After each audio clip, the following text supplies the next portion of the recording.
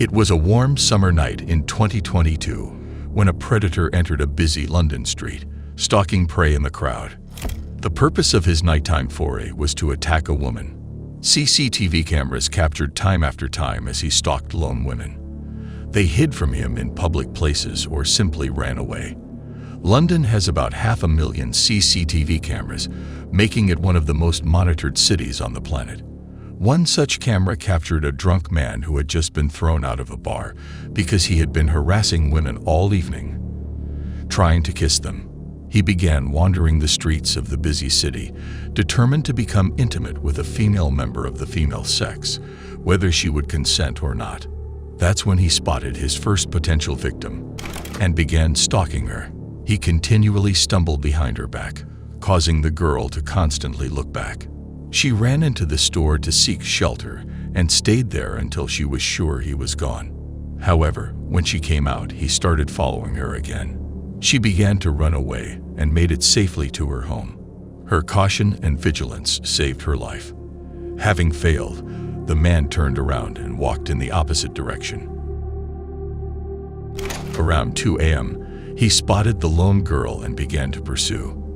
When the girl turned around, he raised his hands, made a gesture as if to say he meant no harm and was going about his business. The young woman quickened her step, but he overtook her and pretended to enter one of the private homes along the street. As luck would have it, she was heading for a house on the other side of the street and was just in time to cross the road and enter the house. The night stalker turned around again and went in the opposite direction, missing another potential victim. But sadly, not all of them were so lucky that night.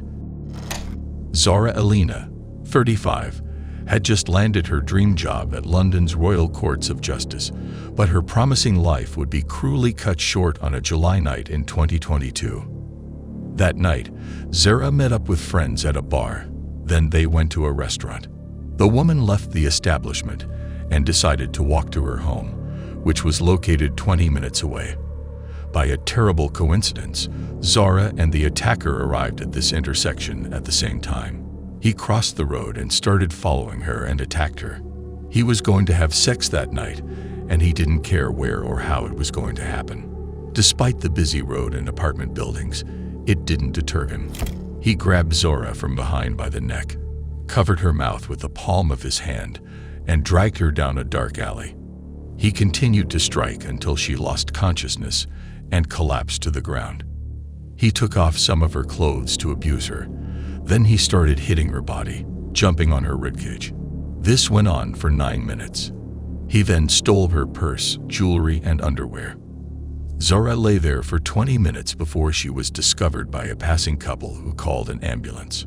She was badly beaten and struggling to breathe. For an hour, medics desperately fought for her life, but unfortunately her injuries were too severe.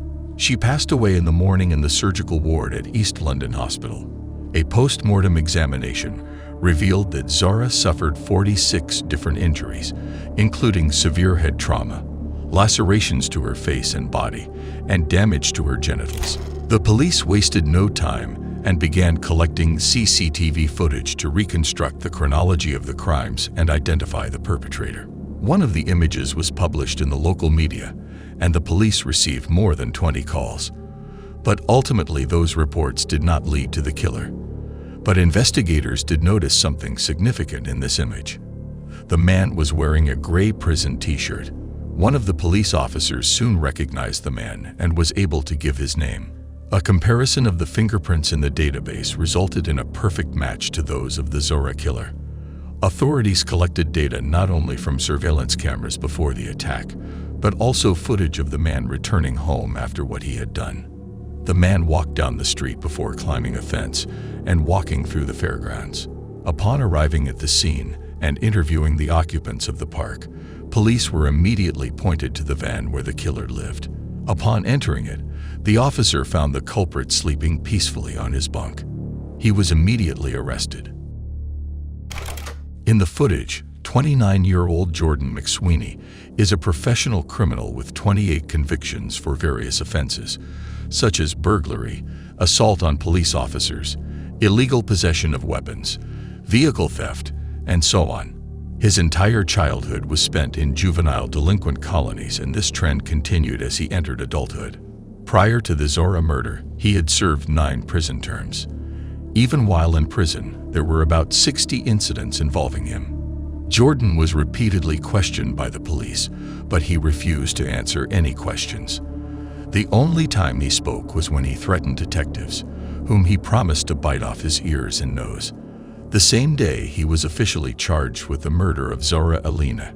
It was revealed a little later that on the night of Zora's murder, Jordan was supposed to be in jail. He was released early from jail 9 days before Zora's murder, on the condition that he check in with the police every day. However, he missed 2 appointments, and on July 24, 2 days before the attack on Zora Alina, the court ordered Jordan McSweeney arrested for parole violation. On July 25, police searched his mother's home but did not find Jordan. And after that, the police took no further action to search for him. And in the early morning hours of the 26th, he attacked and took the life of an innocent man. At his trial, he pleaded not guilty and remained silent throughout the trial. The judge called him a cowardly and extremely violent man. On December 16, 2022, Jordan McSweeney was found guilty of murdering Zora Alina and sentenced to life in prison with parole after 38 years. Thus, if he does go free, he will be 67 years old. A week after Zora's death, hundreds of concerned people silently walked the route that she should have safely taken on that ill-fated July night.